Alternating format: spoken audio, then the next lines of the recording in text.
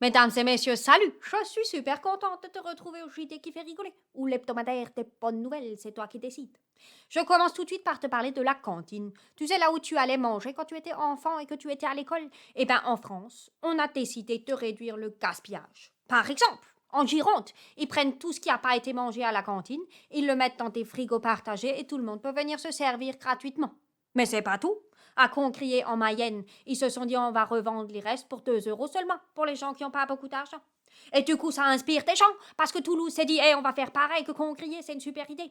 Et donc, ils vont utiliser l'application Too Good To Go pour vendre les restes de la cantine. Alors, c'est une application qui vend des restes, hein. Alors, pas que de la cantine, hein. C'est les restaurants, les petits commerçants. Va faire un tour sur l'application, elle est fantastique. Anti-gaspillage, c'est excellent. Ensuite, je te parle de Salvador. Salvador, c'est le plus petit pays d'Amérique centrale et c'est aussi le premier pays à avoir éradiqué officiellement la malaria en Amérique centrale. Ça fait depuis 2017 qu'ils n'avaient plus eu de cas et du coup l'OMS, le 25 février cette année, ils ont dit hop, je mets le stempel officiel de l'OMS, malaria free. Fantastique, ça c'est excellent. Moi je me pose une question quand même. Le moustique tigre, celui qui véhicule la malaria, comment il sait? Comment il sait qu'il faut s'arrêter à la frontière, parce qu'il y a plein d'autres pays autour qui ont la malaria? Je ne sais pas.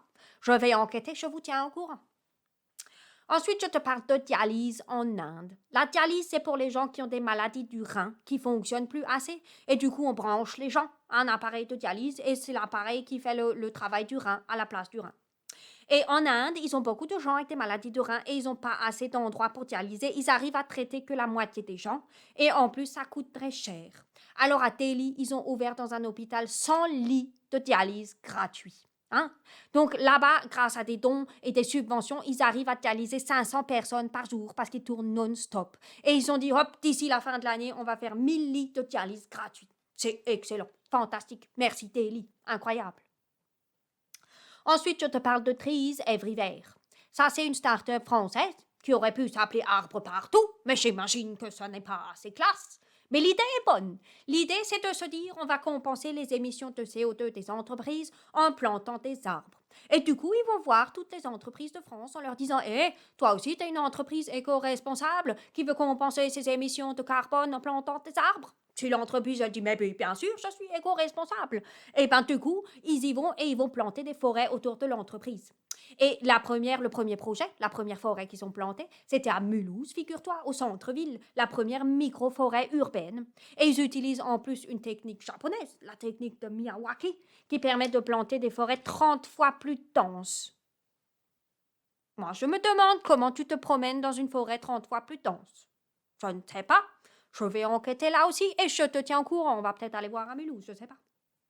Et je termine par te parler des céphalopodes. Tu sais, c'est les pieuvres, les calamars, les seiches, les poulpes, tout ça.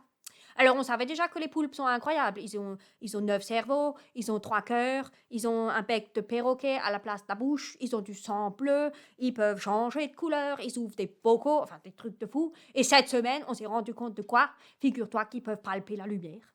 Ça, je te jure, hein, avec leurs tentacules. Du coup, tu imagines la pieuvre dans son lit le matin, tu sais. Et elle se dit, est-ce que je sors aujourd'hui? Je sors pas. Hop, je mets les tentacules dehors. Ah, il fait soleil, il fait jour, je vais sortir. Excellent, ça c'est fantastique. Mais on est allé tester les sèches aussi cette semaine, un autre céphalopode. Et on lui a fait passer le test du chamallow qu'on fait à des enfants d'habitude. C'est-à-dire, tu prends un enfant, tu prends un chamallow, tu le mets devant l'enfant et tu dis à l'enfant, si tu manges pas le chamallow, tu recevras mieux. Et tu sors. Et tu regardes combien de temps l'enfant y tient avant de manger le chamallow. Alors j'imagine qu'on n'a pas utilisé des chamallows et qu'on n'est pas allé asseoir la sèche devant une table.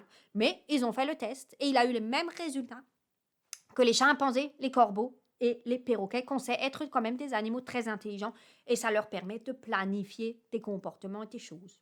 Incroyable! Franchement, c'était super cette semaine. Je te souhaite encore une bonne soirée, une bonne semaine et à la semaine prochaine. Allez, salut!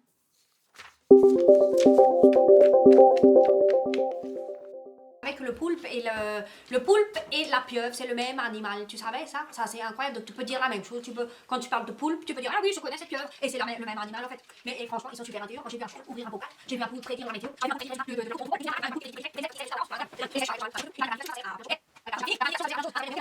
Je peux terminer de te raconter qu'est-ce qui se passe avec les sèches et les calamars. Écoute-moi. Je suis quand même en train de te raconter un truc intelligent là. Oh, tu rallumes. Bon, apéro.